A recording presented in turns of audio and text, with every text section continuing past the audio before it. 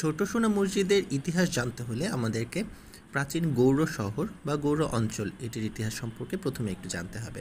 প্রাচীন গৌড় শহর একসময় বাংলার রাজধানী ছিল এবং বর্তমানে এর বেশিরভাগ অংশ ভারতের পশ্চিমবঙ্গ রাজ্যের মালদহ জেলায় এবং কিছু অংশ পড়েছে বাংলাদেশের চাঁপাইনবাবগঞ্জ জেলায়। এই গৌড় অঞ্চলটিকে বিভিন্ন নামে বিভিন্ন সময় ডাকা হয়েছে। এটা পাল রাজ্যের সময় এটাকে লক্ষণাবতী বা লখনৌতি নামেও ডাকা হতো এবং গৌড় অঞ্চলটি পরবর্তীতে মুঘল সাম্রাজ্যর অন্তর্ভুক্ত হওয়ার পরে এটাকে জান্নাতাবাদের সৌন্দর্যে মুগ্ধ হয়ে এই নাম রাখা হয়েছিল। প্রাচীন গৌড় যে শহর সেটি একসময় পঞ্চগৌড় একটা বড় অঞ্চলের অংশ ছিল, যার মধ্যে আরও অনেকগুলো শহর ছিল।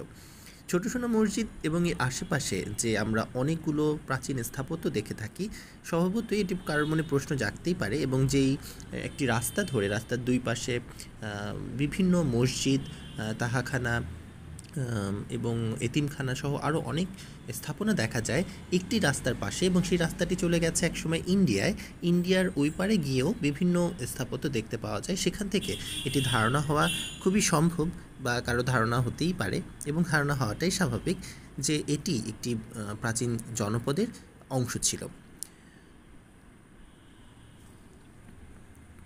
এবার যদি আসি যে ছোট সোনা মসজিদ, সেটির স্থাপত্য বা সেটির সংক্ষিপ্ত ইতিহাস এবং স্থাপত্য বৈশিষ্ট্য নিয়ে আমরা মূলত ইনস্টিটিউট অফ আর্কিটেক্টস বাংলাদেশ ওনাদের একটি হেরিটেজ সেল বা কমিটি রয়েছে, সেটির আন্ডারে আমরা গিয়েছিলাম এই গৌড় অঞ্চল বা যেটি রাজশাহী অঞ্চলেরও কিছু চাঁপাইনবাবগঞ্জে পড়েছে। সো রাজশাহী বিভাগের বেশ কিছু স্থাপত্য দেখতে এবং এই হেরিটেজ ট্যুরের মাধ্যমে আমরা বিভিন্ন স্থাপত্য, আমাদের প্রাচীন স্থাপত্য সম্পর্কে যেন আরও আগ্রহ তৈরি হয় সেটার জন্য। তো ছোট সোনা মসজিদটি দেখা হয়েছে। এটি একটি চমৎকার মসজিদ এবং এটির এখনও পর্যন্ত যে ধরনের অবস্থায় রয়েছে, এটার যে ফিজিক্যাল কন্ডিশন রয়েছে সেটি থেকে এটি দেখে মুগ্ধ না হয়ে পাওয়া যায় না। বাংলাদেশে যে কোনো ভ্রমণকারী যদি কোনো একটি ধর্মীয় আকর্ষণ খুঁজে যেতে চান, তাদেরকে তাহলে অবশ্যই সাজেস্ট করব যে সুলতানি আমলের যেই স্থাপত্যের উদাহরণ সেটি হিসেবে ছোট সোনা মসজিদটি দেখে আসতে পারেন। এবং সুলতানি আমলের বৈশিষ্ট্য যখন আমরা বলছি, তো তখন সেই সময়কালটি সম্পর্কে আমাদের জানা দরকার। এই মসজিদটি নির্মাণ হয়েছে মোটামুটি 1493 থেকে 1519 সালের মধ্যে। তখন বাংলা সালতানাত বা সুলতানি আমল চলছিল। সুলতানি আমলকে অনেক ইসলামিক স্থাপত্য ধারা হিসেবেও বলা হয়ে থাকে। এবং এটির যে এর আগের পাল বংশ, পাল বংশের সময় বুদ্ধিস্টরা যখন ছিলেন, সেখানকার যেই অলঙ্করণ নকশা সেগুলোকেই মুসলিমরা ক্ষমতায় আসার পরে সেই নকশাগুলোকেই পরিবর্তন করে কিভাবে মুসলিম নকশায় পরিণত করা হয়। কারণ আমাদের নকশাগুলোতে কোনো প্রাণী বা এ ধরনের জীবন্ত কিছুর আকৃতি অবয়ব থাকতে পারে না। সো সেই বিভিন্ন অবয়বকে ফুল লতাপাতা দিয়ে যে পরিণত করা হয়েছে, সেটির বিভিন্ন প্রমাণ আমরা এই মসজিদগুলোর নকশার ক্ষেত্রে, অলঙ্করণের ক্ষেত্রে দেখতে পাই। ছোটো সোনা মসজিদটি প্রথমে যদি আমরা দেখি, তাহলে একটি মোটামুটি আয়তকার একটা কালো পাথরের কাঠামো দ্বারা, যেটা গ্রানাইট পাথর দিয়ে তৈরি, এবং এর ভেতরে রয়েছে অসংখ্য বৈশিষ্ট্য যা দর্শনার্থীদের সবসময় বিস্মিত করে।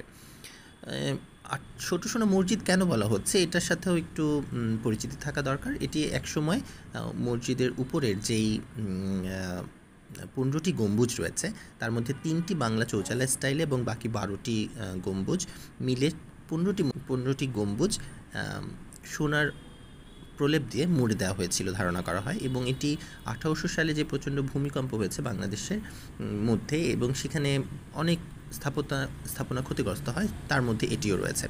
তবে যে অংশটি অবশিষ্ট রয়েছে সেটি আসলে যথেষ্ট এটা সম্পর্কে, এটার বিস্ময় এবং এটার মহিমাকে ধারণ করার জন্য। মসজিদটির যে 15টি গম্বুজ, তো তার নিচে প্ল্যানে দেখলেও আমরা দেখতে পারবো যে তার মানে 15টি ভাগ ছিল, এবং প্রত্যেকটি ভাগ মূলত পাথরের স্তম্ভ, মনোমুগ্ধকর খিলান এবং জটিল মেহরাব, পোড়ামাটির কাজ এবং শতাব্দী ধরে টিকে থাকা সূক্ষ্ম নকশার যে কাজ, সেগুলো মসজিদটির আগের রূপটি কেমন ছিল সেটা সম্পর্কে সবাইকে সজাগ করে তোলে। এই মসজিদটির যদি স্থাপত্য বৈশিষ্ট্য সম্পর্কে আরও কিছু বলতে চাই, মূলত এই 15টি যে গম্বুজ এবং ভিতরে যে 15টি ছোট ছোট ভাগ তৈরি হয়েছে, তার মধ্যে মাঝের 3টি আইল সবচেয়ে বড়, যেটি বাংলা চৌচালা স্টাইলে, এবং বাকিগুলো ছোট এবং একই মাপের। এবং এই মাঝখানের বড় ভাগটির পূর্ব দিকের বড় দরজা দিয়েই প্রবেশ করতে হবে। এবং ম্যাটেরিয়ালের যে পার্থক্যটি, মসজিদের ডোমগুলো কিন্তু ব্রিক দিয়ে তৈরি, এবং এই ব্রিকটা পাথরের যেই গ্রানাইট পাথরের যে কলাম, সেগুলো থেকে ব্রিকের এক ধরনের ডোম কনস্ট্রাকশনের সাথে যারা জড়িত তারা জেনে থাকবেন, এটাকে কর্বেলড রুফ বলা হয়, যে চারকোনা বা আয়তাকার একটি স্ট্রাকচার থেকে একটা গোলাকার স্ট্রাকচারে যখন রূপান্তরিত হতে হয়, তখন কলামগুলোর থেকে কর্বেলড সিস্টেমে গোলাকার ক্ষেত্রে যেতে হয়। সো এই কর্বেল রুফটি নকশাটা ভিতর থেকে খুবই চমৎকারভাবে ফুটে ওঠে, এবং কালো গ্রানাইট পাথর উপরে লাল ব্রিকের যে অ্যাস্থেটিক্সটি, সেটিকে সবাই খুব মোহিত হন। মসজিদের ভিতরে একটি মহিলাদের গ্যালারি রয়েছে, যেটি বাইরের দিক থেকে উত্তর দিক থেকে একটি সিঁড়ির মাধ্যমে প্রবেশ করা হতো, এবং এটাকে বাদশাকা তাখ্ত বলা হতো, এবং সেটি একসময় কোনো ধরনের স্ক্রিনিং বা জালি দিয়ে ঘেরা ছিল অথবা পর্দা দিয়ে ঘেরা ছিল, এরকম ধারণা করা হয়। মসজিদের উত্তর দিকে একটি বিশাল পুকুর রয়েছে, এবং এটি যেহেতু আর্কিওলজি ডিপার্টমেন্টের আন্ডারে, সেখানে এখন বিভিন্ন একটি গেস্ট হাউস করা হয়েছে থাকার জন্য, এবং রেস্টোরেশনের বিভিন্ন কাজ চলছে।